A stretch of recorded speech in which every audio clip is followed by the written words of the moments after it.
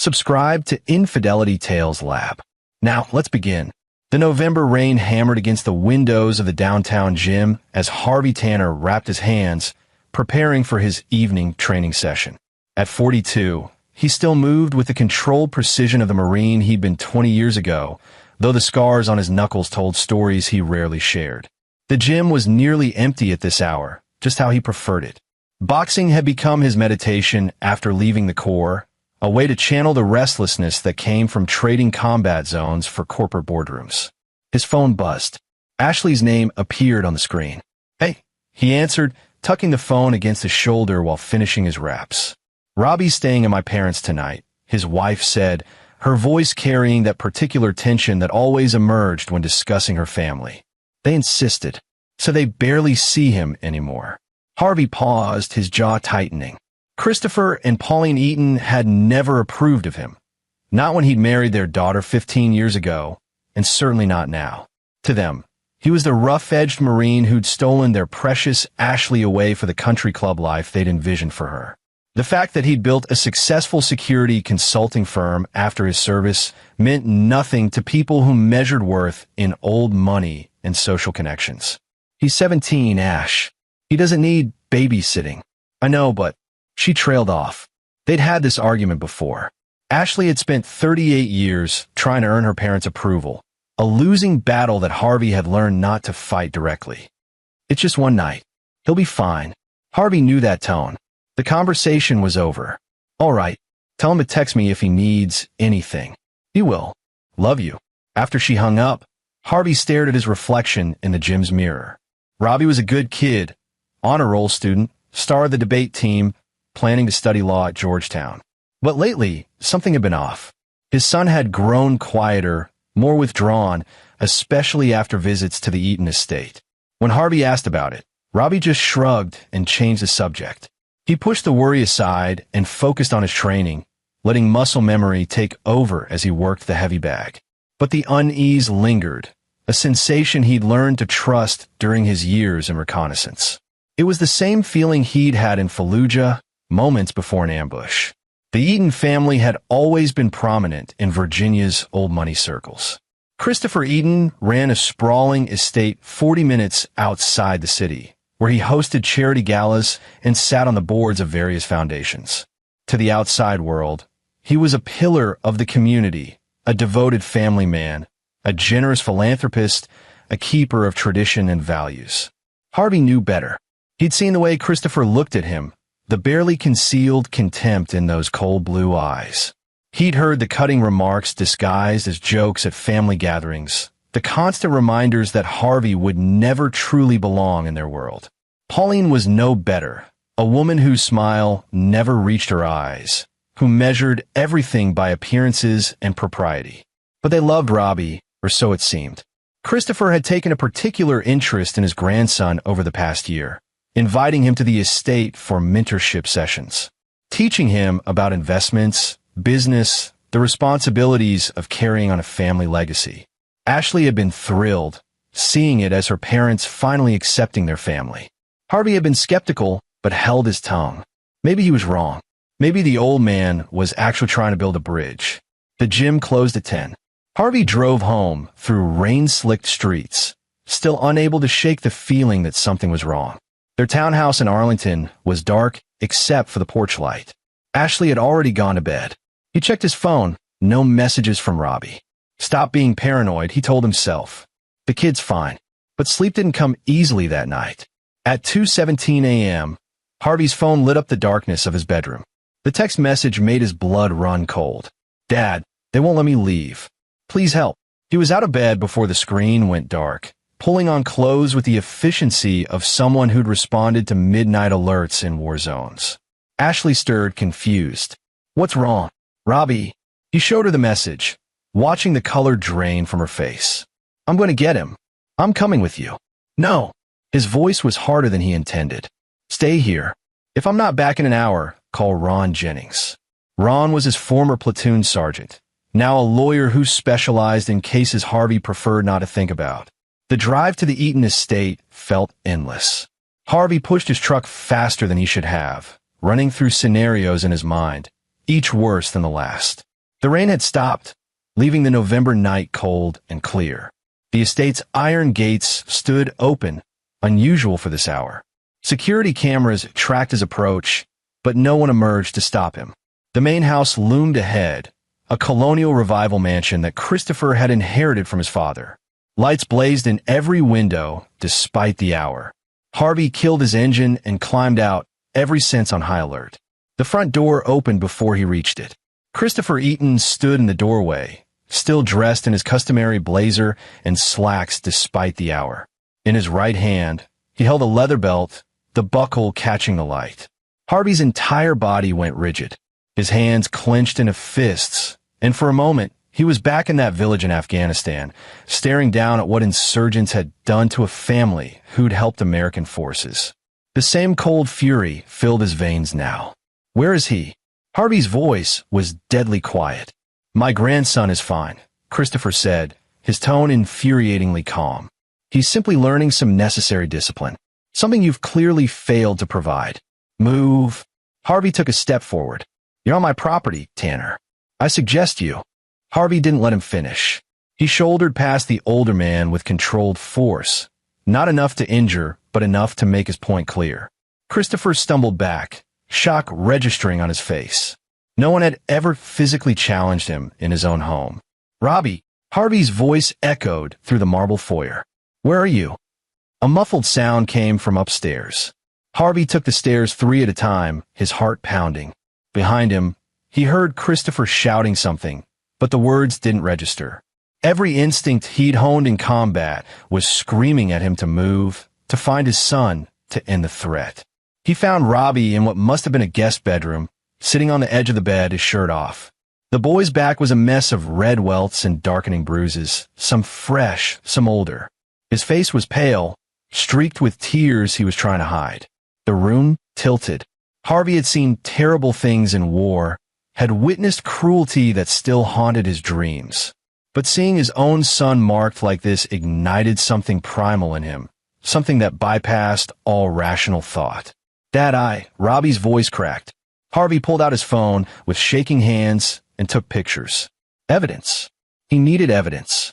Then he carefully helped Robbie into his shirt, his jaw clenched so tight his teeth ached. He wanted to rage, to destroy, to make Christopher Eaton understand pain. Instead, he dialed 911. What are you doing? Christopher appeared in the doorway, Pauline beside him now, her face a mask of indignation. You have no right to... My son has been assaulted, Harvey said into the phone, his eyes never leaving Christopher's. I need police and an ambulance at the Eaton estate immediately. He gave the address, his voice steady despite the fury coursing through him. This is a family matter, Christopher hissed. The boy was being corrected for his behavior. His behavior? Harvey's control finally cracked. What behavior justifies beating a 17-year-old with a belt? He was caught with another boy, Pauline said, her voice dripping with disgust. Doing things that are sinful, unnatural. We were saving him from a life of... The world seemed to slow down. Harvey looked at his son, saw the shame and fear in Robbie's eyes, and understood. This wasn't about discipline. This was about who Robbie was, who he loved. The Eatons had discovered their grandson was gay and had decided to literally beat it out of him. The rage that filled Harvey in that moment was unlike anything he'd felt before. But years of military discipline, of learning to control his impulses in life or death situations, kept him from doing what every fiber of his being screamed for him to do. Get in the truck, Rob, he said quietly. Robbie moved quickly, desperate to escape. As Harvey turned to follow, Christopher grabbed his arm. You're making a mistake. Do you know who I am? What I can do to you? I'll destroy your little business, your reputation. Harvey looked down at the hand on his arm, then back up at Christopher's face. The older man actually flinched at whatever he saw there. Take your hand off me, Harvey said, his voice barely above a whisper, or I will break it. Christopher released him. The police are coming, Harvey continued. You're going to tell them exactly what you did. And if you even think about coming near my son again, you'll learn what I'm really capable of. He walked out, leaving the Eatons standing in their mansion, their masks of respectability finally cracked. The police arrived within minutes. 2 patrol cars, lights cutting through the darkness. Harvey had pulled his truck around to the front, Robbie wrapped in a blanket in the passenger seat. An ambulance followed shortly after. Officer Jeannie Giles took Harvey's statement while paramedics examined Robbie. She was a veteran cop with sharp eyes that missed nothing, and she'd clearly seen cases like this before. Christopher tried to spin it as a misunderstanding, talked about traditional discipline and a grandfather's rights. But the pictures on Harvey's phone, combined with Robbie's physical injuries and tearful statement, told a different story.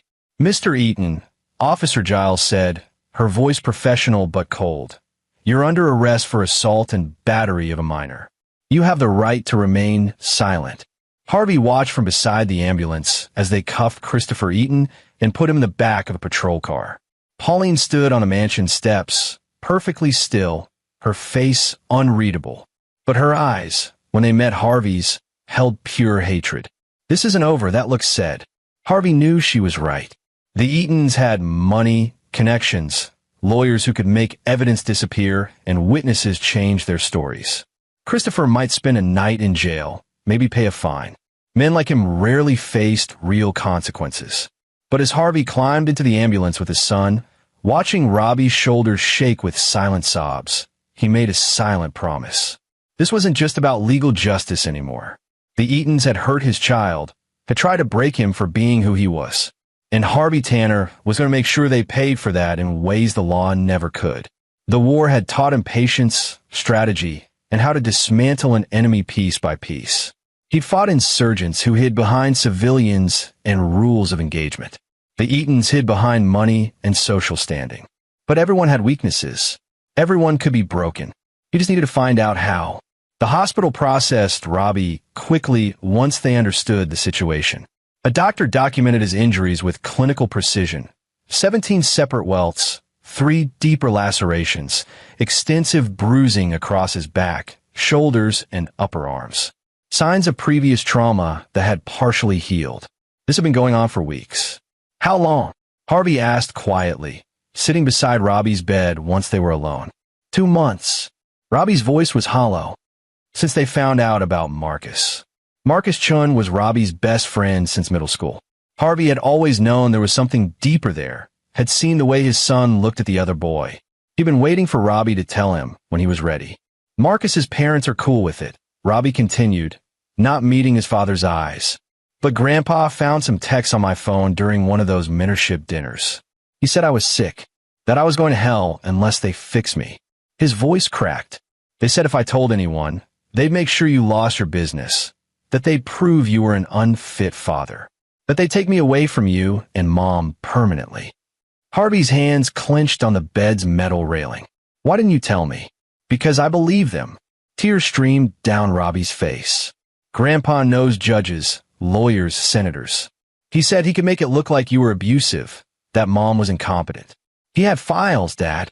Photos of our house, your work, everything. He said one phone call and child services would take me, and I'd spend the rest of my time in a conversion facility until I was fixed." The manipulation was sophisticated, Harvey realized. Christopher had isolated Robbie with fear, had made him believe that seeking help would only make things worse. Classic tactics, the kind used by everyone from cult leaders to terrorists. Target the vulnerable, exploit their fears, make them dependent on you for relief from the very pain you're causing. "Listen to me," Harvey said, forcing Robbie to look at him. "No one is taking you anywhere. Your grandparents lied to you. Those threats were meant to control you, to keep you scared and silent. But you're safe now. I promise you that." Robbie nodded, but Harvey could see the doubt lingering. The damage went deeper than physical scars.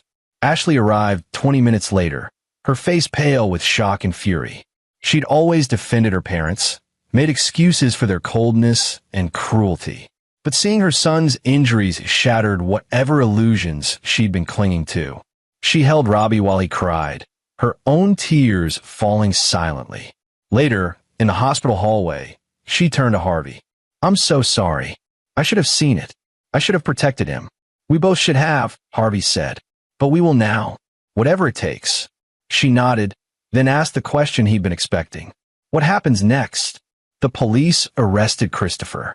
They'll charge him, and there'll be a trial. He'll get out of it somehow. You know he will. His lawyers, his connections. Probably, Harvey admitted. Men like your father rarely face real consequences from a system. Ashley studied his face, and he saw understanding dawn in her eyes. She knew him well enough to recognize the look he wore now. She'd seen it once before when a business partner had tried to defraud their company, stealing money meant for veteran support programs. That man had ended up bankrupt and blacklisted from every major contract in 3 states. "What are you planning?" she asked quietly. "I'm going to make sure they can never hurt him again, or anyone else's child." "Harvey, I won't do anything illegal," he said, though they both knew that was a careful phrasing. Not illegal didn't mean not ruthless. "But I'm going to dismantle everything your father has built. His reputation, his business connections, his social standing. All of it.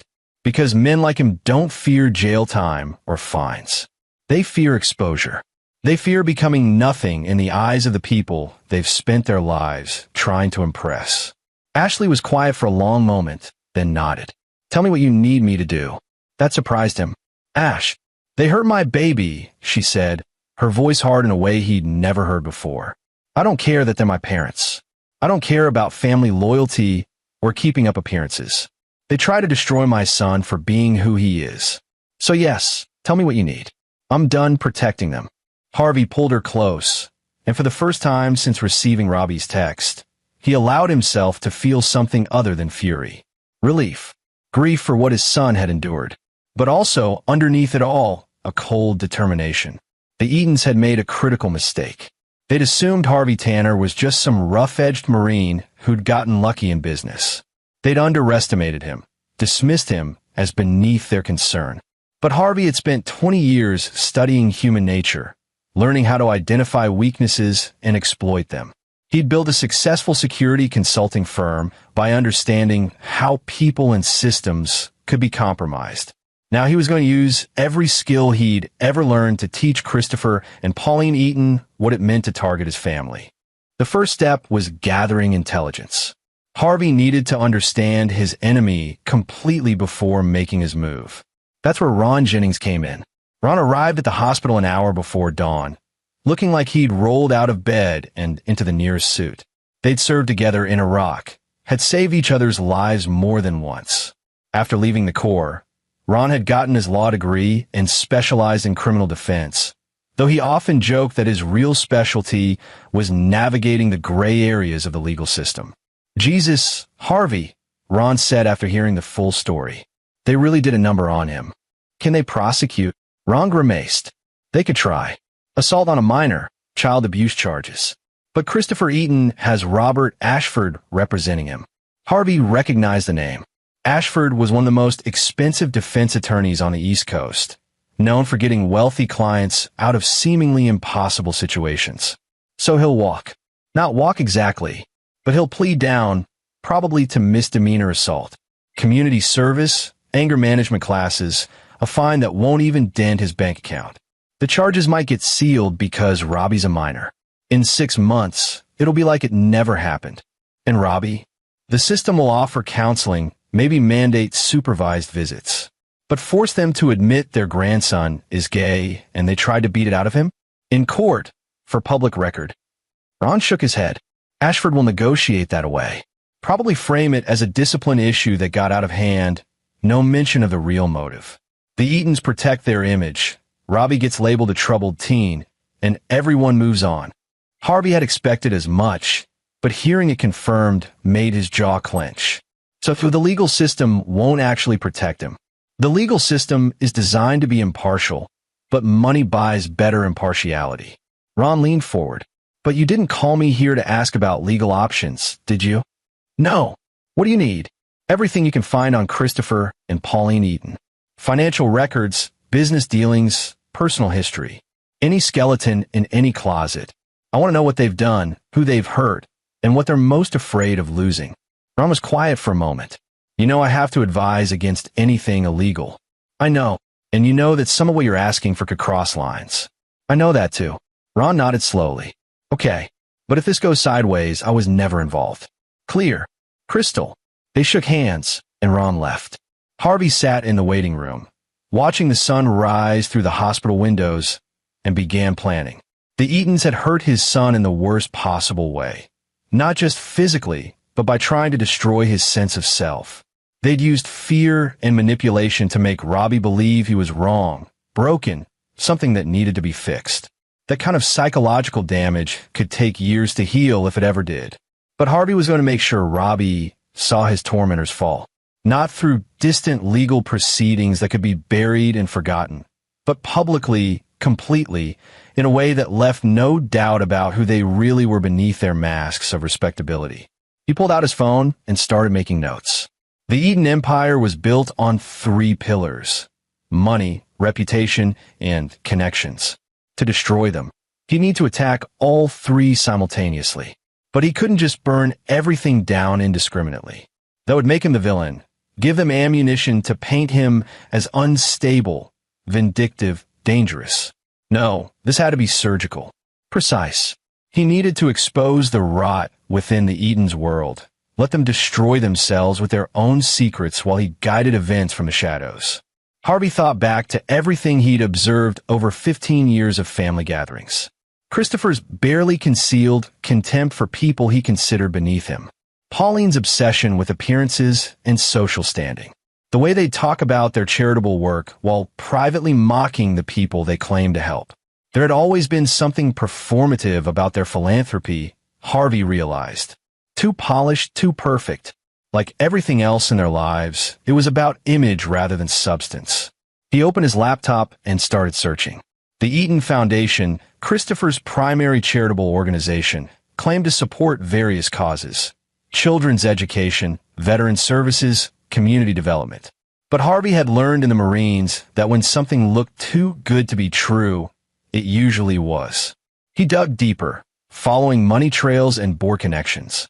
The foundation's tax filings were public record, and while they showed impressive donation amounts, the actual distribution of funds was murky.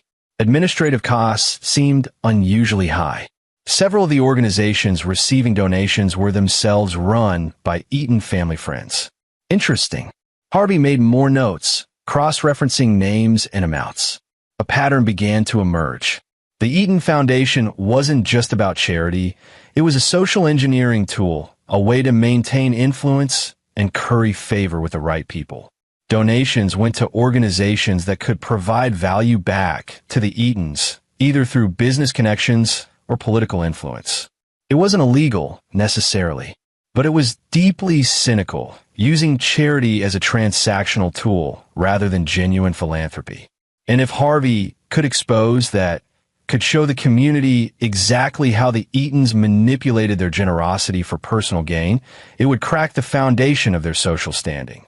But that alone wouldn't be enough. He needed more, something that would hit harder, cut deeper. His phone buzzed. A text from Ron. Found something. Call me.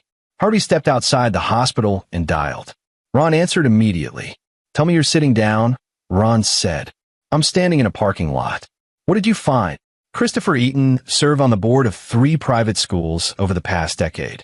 2 of them had to quietly settle sexual harassment complaints from female students. One also had allegations of conversion therapy practices for LGBTQ students. Harvey's blood went cold.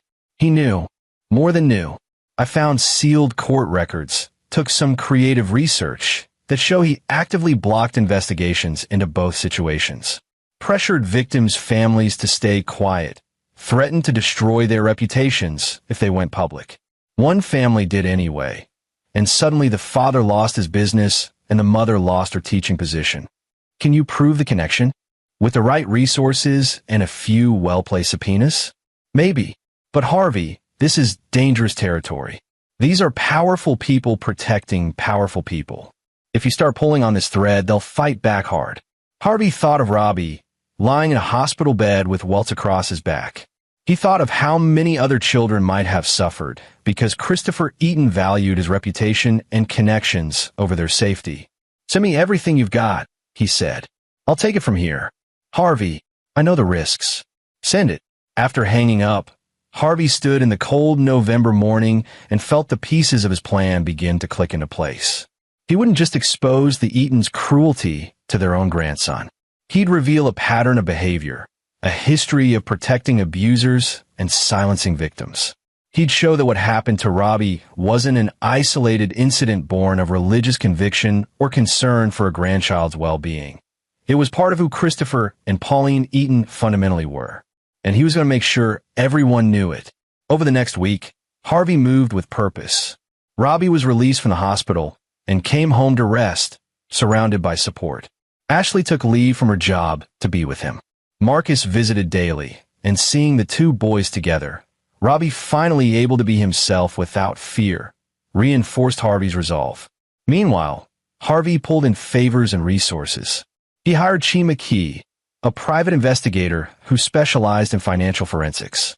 Chi was a former IRS agent who'd gone private after getting frustrated with bureaucratic limitations. She was expensive but thorough. The Eaton Foundation is a mess. She reported 3 days into her investigation. On paper, everything looks legitimate, but when you track where the money actually goes, it's a shell game. They claim to donate $1 million to veteran services, but it goes through 3 intermediary organizations first, each taking administrative cuts. By the time it reaches actual veterans, maybe 20% of the original amount remains. Is that illegal? Technically, no. Ethically, Chi shrugged. It's scummy as hell. And there's more. Several board members have been compensated with consulting fees that aren't properly disclosed. Again, probably legal if structured right, but it looks bad. Real bad. Can you document all of it? Already am. But Harvey, this alone won't destroy them. Rich people do shady charity work all the time. It'll embarrass them, maybe cost them some social standing, but it won't break them. I know. What about the schools? Chi's expression darkened. That's where it gets ugly. I found 7 cases over 12 years where students at Eaton-connected institutions reported abuse, sexual, physical, or psychological conversion attempts. In every case, the complaints were either buried or the families were pressured into silence. In 3 cases, Christopher Eaton personally intervened. He'd call in favors, threaten lawsuits, or offer payoffs. The families usually backed down because fighting him meant financial ruin. Harvey felt sick.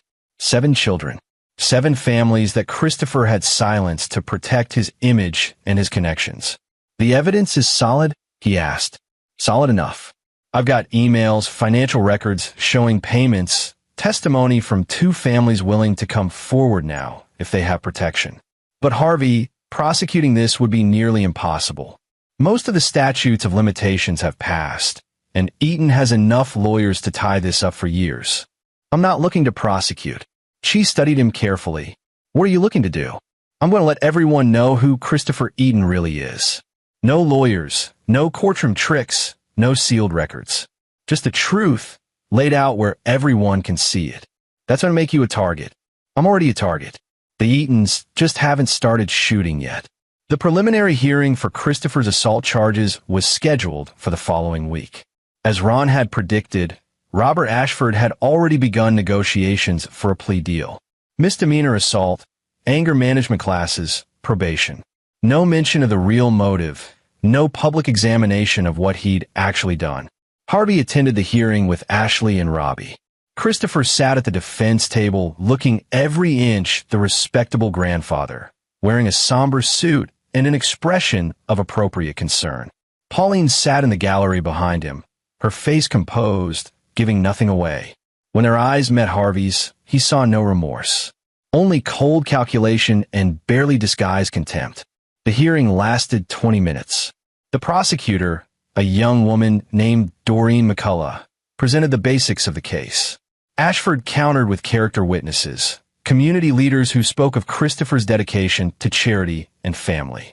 The judge, an older man who clearly knew the Eatons socially, looked uncomfortable having to preside over this at all. In the end, the plea deal was accepted. Christopher would plead guilty to simple assault, attend anger management classes, complete 100 hours of community service, and pay a fine. The charges would be expunged from his record after 2 years of good behavior. No mention of why he'd beaten his grandson. No acknowledgement of conversion therapy or hate crime implications. Just a brief, sanitized description of excessive discipline. Robbie sat between Harvey and Ashley, his face pale. Harvey reached over and squeezed his hand. "This isn't over," he whispered.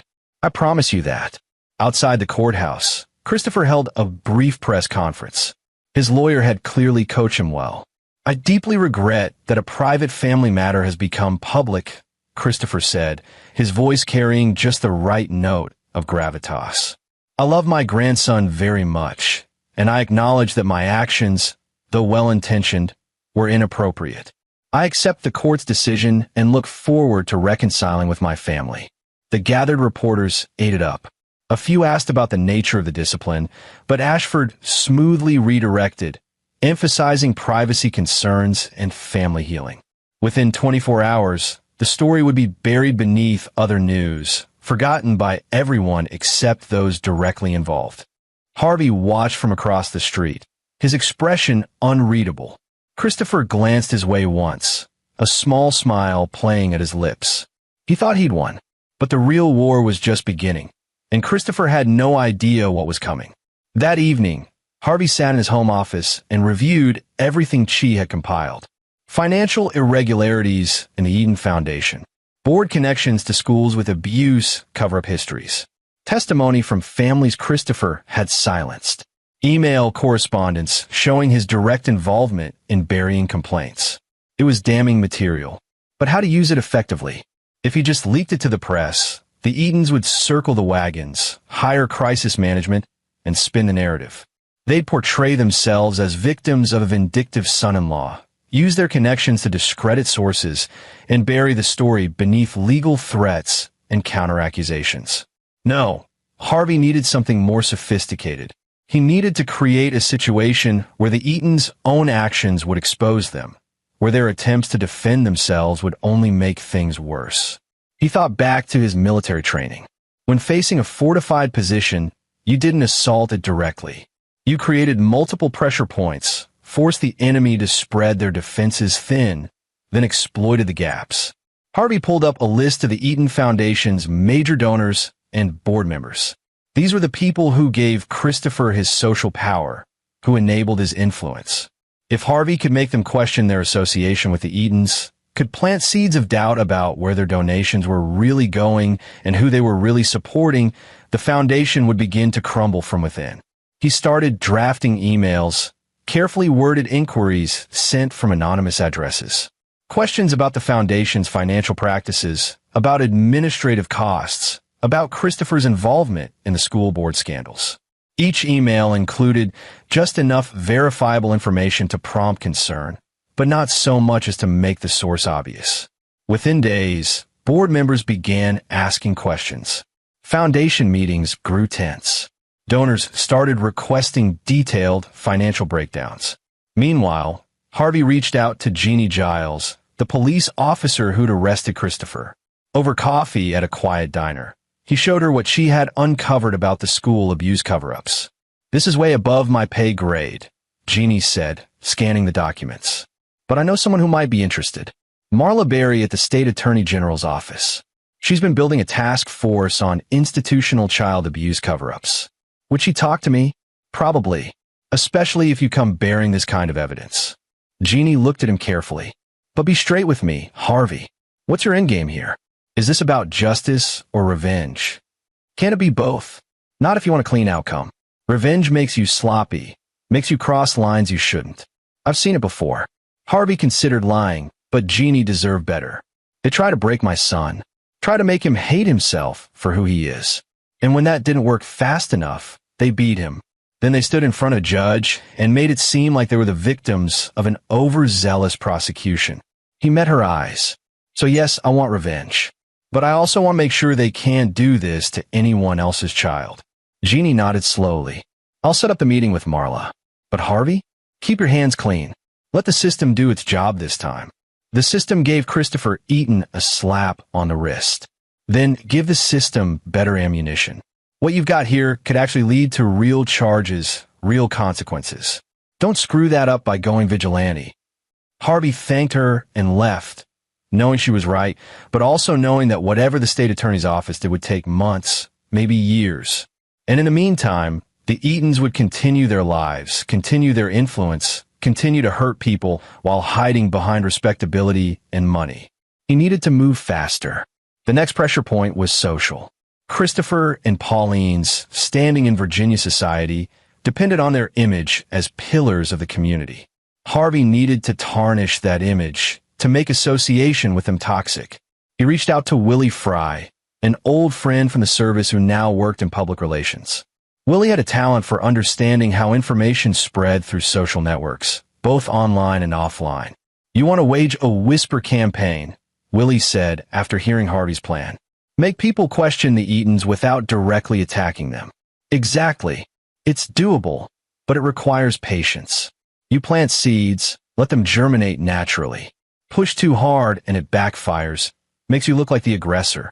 Over the next 2 weeks, carefully crafted questions began appearing on social media and at social gatherings. Anonymous posts on community forums asking about the Eaton Foundation's finances. Casual mentions at country club events about Christopher's involvement with schools that had later faced abuse scandals. Nothing directly accusatory, just innocent-seeming inquiries that planted doubt. The effect was subtle but cumulative. People started talking. Donors started asking harder questions. Board members began distancing themselves from controversial decisions, claiming they'd been unaware of certain practices. Christopher tried to maintain control through his usual methods: private calls to key allies, assurances that everything was being handled, suggestions that this was all a misunderstanding being blown out of proportion by troublemakers. But the cracks were showing. Then Harvey played his trump card. Through Chee's investigation, he discovered that one of the families Christopher had silenced 7 years ago, the Wheelers, had moved to North Carolina but had never forgotten what happened to their daughter, Corrine Wheeler. She'd been 15 when a teacher at a private academy where Christopher served on the board had sexually assaulted her. When the Wheelers tried to press charges, Christopher had intervened, not to help them, but to protect the school's reputation. He'd offered them a settlement in exchange for silence, then used his connections to make sure the teacher quietly resigned and moved to another state without charges being filed. The teacher had gone on to abuse 3 more students at his new school before finally being arrested. Harvey contacted the Wheelers through Chee. They were initially hesitant. They'd been burned before, and the thought of fighting the Eatons again terrified them. But when Harvey explained what Christopher had done to Robbie, when he showed them that the same pattern was continuing, they agreed to tell their story. Not to the police, not yet, but to a journalist. Hugo Barker was an investigative reporter for a regional news outlet who'd built a reputation for taking on powerful interests. Harvey had researched him carefully, verified his credibility, and confirmed he couldn't be bought off or intimidated. When Harvey approached him with the Wheeler's story, along with documentation of Christopher's involvement and evidence of the pattern of abuse cover-ups, Hugo's eyes lit up. "This is big," Hugo said, "but I need corroboration. Can you get me more families willing to talk?" "I'm working on it." She had identified 2 other families who might be willing to come forward. It took weeks of careful outreach, building trust, assuring them that this time they had protection and support. Finally, both agreed to speak with Hugo on the condition that their identities be protected until they felt safe. Hugo spent a month investigating, verifying every claim, tracking down documents and correspondence. Harvey provided what he could without revealing his role as the primary source. The story had to stand on its own merits, couldn't be dismissed as a vengeful son-in-law's crusade. Meanwhile, the pressure on the Eaton Foundation continued to build. 3 major donors pulled their support, citing concerns about financial transparency. 2 board members resigned. The Whisper campaign had done its work. The Eatons were no longer untouchable, no longer above scrutiny. Christopher fought back the only way he knew how, with lawyers and threats. He tried to intimidate Hugo's news outlet, to pressure sources into recanting. But Hugo had been through this before, knew how to protect his investigation. And the more Christopher pushed, the more attention he drew to the very story he was trying to suppress. Then, on a cold February morning, the article dropped. The headline read, "Pillar of the Community or Protector of Predators. The Christopher Eaton Scandal." The article was devastating. It laid out 7 cases of abuse at Eaton-connected institutions, detailed Christopher's direct involvement in silencing victims, showed the pattern of protecting abusers while punishing families who tried to seek justice. It included testimony from the Wheelers and 2 other families, all with documentation. It connected the dots between Christopher's charitable work and his use of that influence to shield perpetrators. And buried in the middle of the article, almost as an afterthought, was a mention of Christopher's recent assault conviction for beating his 17-year-old grandson, framed now not as an isolated incident of excessive discipline, but as part of a larger pattern of abuse and cover-up. The response was immediate and explosive. Social media erupted. The State Attorney General's office announced an investigation. Remaining foundation board members scrambled to resign. Donors demanded refunds.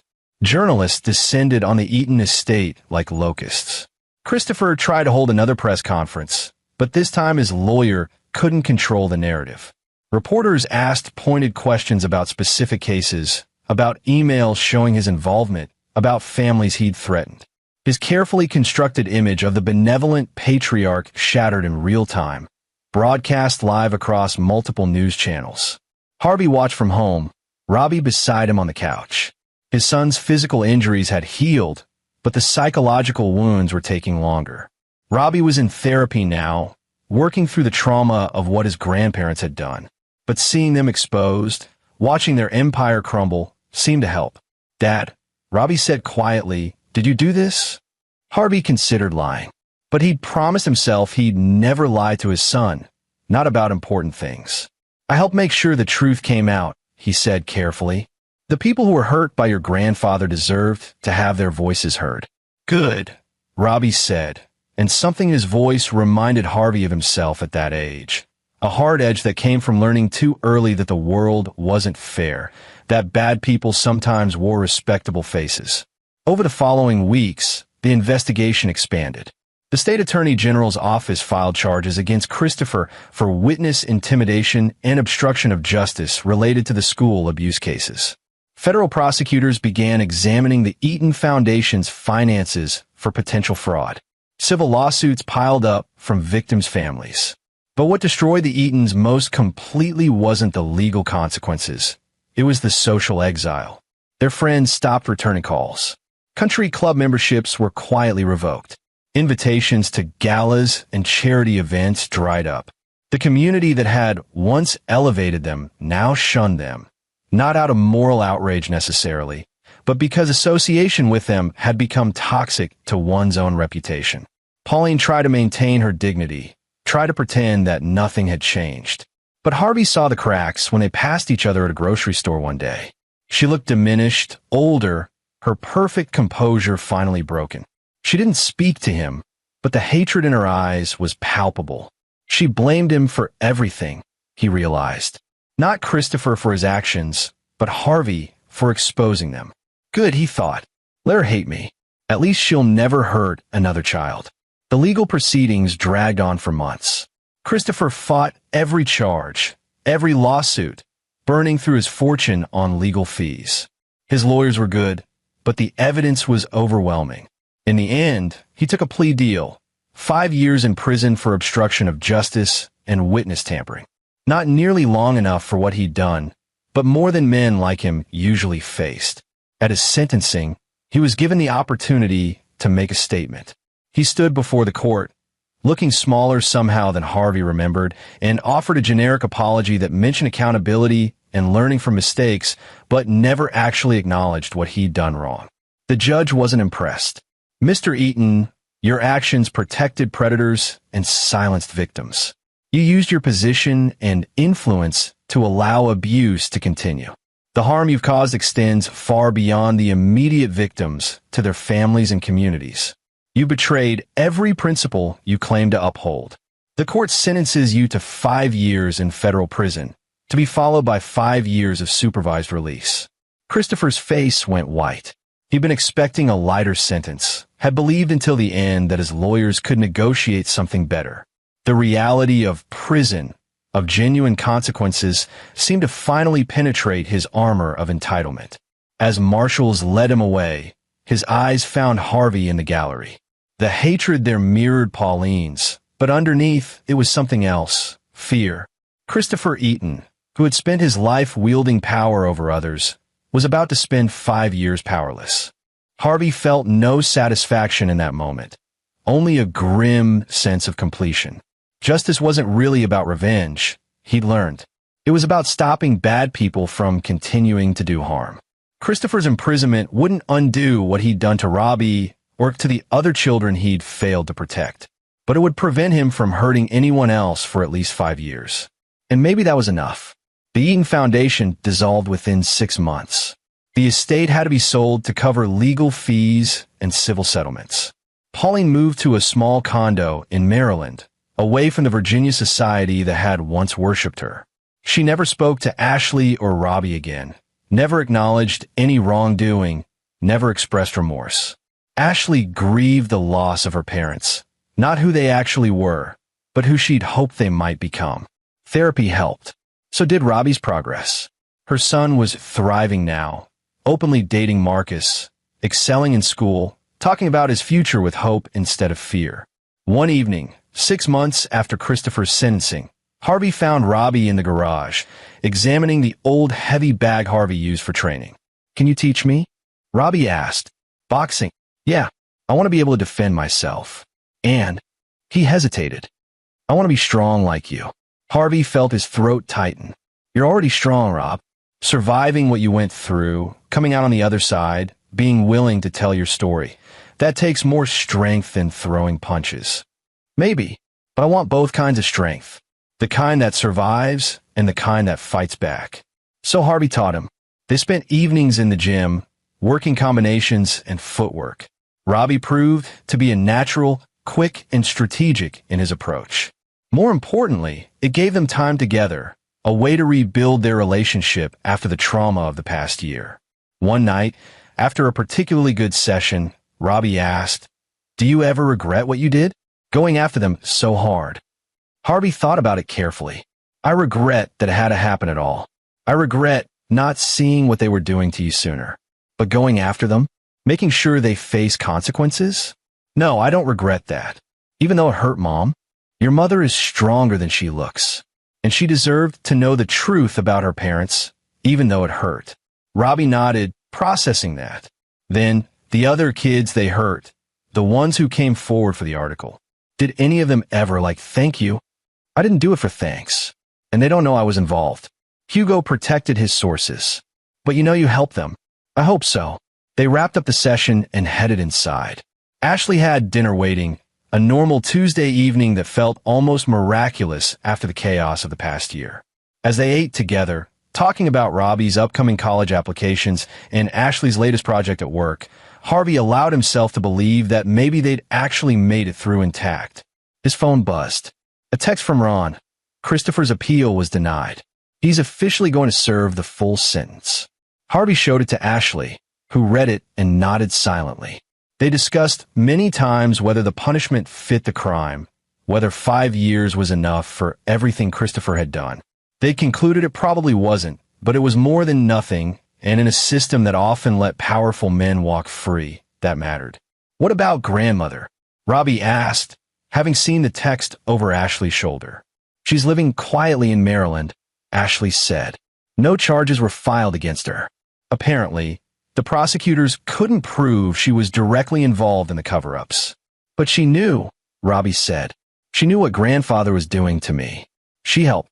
I know, honey. Sometimes bad people escape legal consequences. But she lost everything she cared about. Her social standing, her community, her family. That's a different kind of punishment." Robbie didn't look satisfied with that answer, and Harvey couldn't blame him. Pauline had enabled Christopher's cruelty, had actively participated in trying to break her own grandson.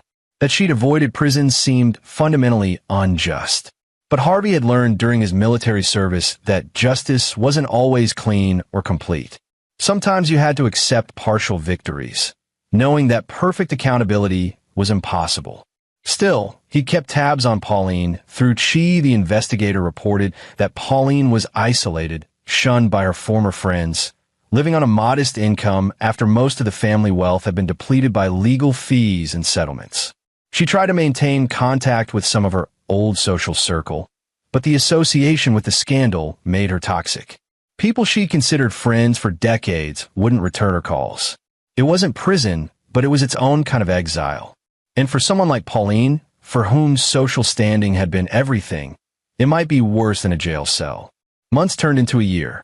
Life gradually returned to normal, or at least a new version of normal.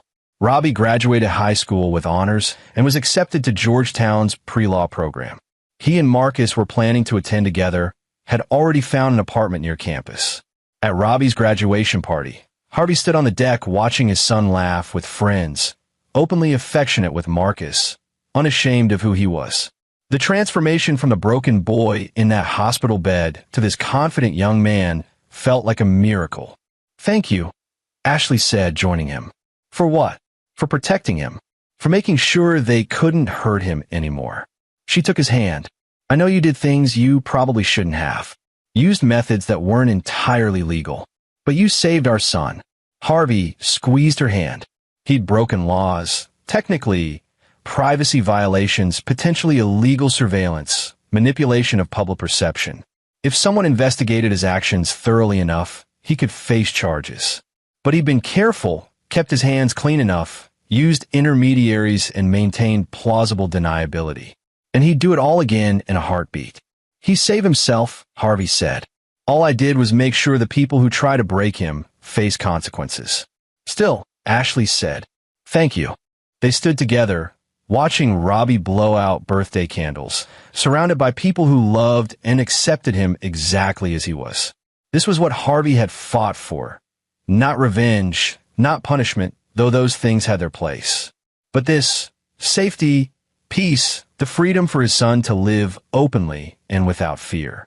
The Eatons had tried to destroy that. They'd used their power and influence to harm vulnerable children while hiding behind respectability and charity.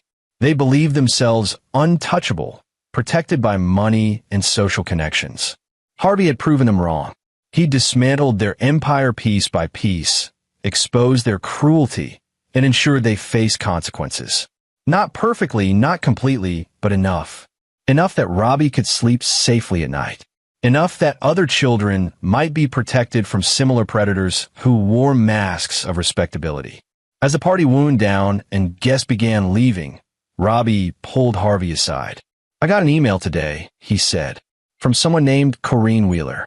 She said Hugo Barker gave her my contact information, that she wanted to thank me for being brave enough to come forward. She said watching me tell my story gave her the courage to face what happened to her." Harvey's throat tightened. "That's good, Rob." She also said, Robbie's voice cracked slightly. "She said that you helped her family, that you connected them with a lawyer who's helping them with their lawsuit against the school. She didn't know how to reach you, so she asked me to say thank you." Harvey hadn't expected gratitude. He'd helped the Wheelers and others because it was right, because their stories deserved to be heard, because children deserve protection. But hearing that it had made a difference, that Corrine felt empowered rather than re-traumatized, eased something in him he hadn't realized was still tense. "You can tell her she's welcome," Harvey said, "and that I'm proud of her for speaking up." Robbie hugged him then, tight and fierce. "I love you, Dad. I never said it enough, but I do, and I'm glad you're my father." Harvey held his son, this young man who'd survived hell and come out stronger, and felt the last of his rage finally dissolve. The Eatons were gone, defeated not just legally, but morally. Their legacy one of shame rather than honor. The children they'd hurt were healing, protected, moving forward. That was victory. Not perfect, not clean, but real and earned. Later that night, after everyone had gone home and Robbie was asleep, Harvey sat in his office and deleted files. Chee's investigation materials, Ron's legal research, Willie's PR strategy notes, everything that could connect him to the takedown of the Eatons. He kept it all this long as insurance, but now it was just liability. As the last file disappeared from his hard drive, his phone rang. Unknown number. Harvey almost didn't answer, but something made him. "Tanner, this is Marla Berry from the State Attorney General's office. The prosecutor he'd spoken to months ago. I wanted to let you know that we've identified 3 more families who were silenced by Christopher Eaton over the years. With their testimony, we're filing additional charges." He's looking at another 5 years added to his sentence. Harvey closed his eyes. More children hurt. More families threatened into silence. It never ended. How did you find them? He asked. They came forward after reading about the case. Your son's bravery in telling his story created a domino effect. People who thought they had to stay silent realized they could speak up. After she hung up, Harvey sat in the darkness of his office and thought about that. Robbie's courage had done more than just expose his own abusers. It had given voice to others, had broken the cycle of silence and shame. That was worth more than any revenge Harvey could have devised. The next morning, Harvey found Robbie in the kitchen, reading something on his laptop. When he saw his father, he turned the screen to show an article about a new nonprofit organization being formed to support LGBTQ youth who'd experienced conversion therapy or family rejection. I want to volunteer, Robbie said. Maybe share my story, help other kids who are going through what I went through. Harvey felt pride swell in his chest. His son had taken the worst experience of his life and was transforming it into something that could help others. That was the truest victory. Not destroying enemies, but building something better from the ashes of trauma. I think that's an excellent idea, Harvey said. Over the following months, Robbie became involved with the organization, eventually becoming a spokesperson. He spoke at schools and community centers, sharing his story with unflinching honesty. He talked about the abuse, about the fear and shame, but also about survival and healing. About having a father who protected him, a mother who chose him over her parents, a boyfriend who loved him unconditionally. Harvey attended some of these talks, standing in the back of the room, watching his son inspire others. Each time, he was struck by Robbie's strength, his willingness to be vulnerable in service of helping others. This was the man his son was becoming, compassionate, brave, dedicated to making the world better. 2 years after Christopher's imprisonment, Harvey received a call from the Bureau of Prisons. Christopher had died of a heart attack while incarcerated. He was 68 years old. Harvey felt nothing at the news. No satisfaction, no grief, just a dull acknowledgement that a chapter had finally closed. He told Ashley, who cried, not for who her father had been, but for who he could have been if he'd chosen differently. They didn't attend the funeral. Neither did Robbie. Pauline held a small service in Maryland, attended by a handful of people who either didn't know the full story or didn't care. Harvey heard about it through Chi, who'd kept monitoring the Eatons out of professional habit. She sold the last of the family jewelry to pay for it, Chi reported. She's living on Social Security now. No savings, no investments, nothing. The lawsuits took everything. Harvey supposed he should feel something about that. Satisfaction, maybe, or vindication. But he just felt tired. The Eatons had destroyed themselves with their own cruelty and arrogance. Harvey had simply made sure their actions came to light. Thanks for letting me know, he said to Chi, but I think we're done monitoring them. Send me your final bill. Life moved on. Robbie excelled at Georgetown, became a leader in LGBTQ advocacy, started talking about law school, and maybe working for the state attorney general's office someday. Marcus proposed during their junior year, and Robbie said yes. The wedding was planned for after graduation. Harvey walked his son down the aisle on a perfect spring day, surrounded by friends and family who loved and supported them. As he placed Robbie's hand in Marcus's, he thought about the boy who'd sent that desperate text message years ago, who'd been beaten and broken but had survived. This was what victory looked like. Not destruction of enemies, though that had been necessary.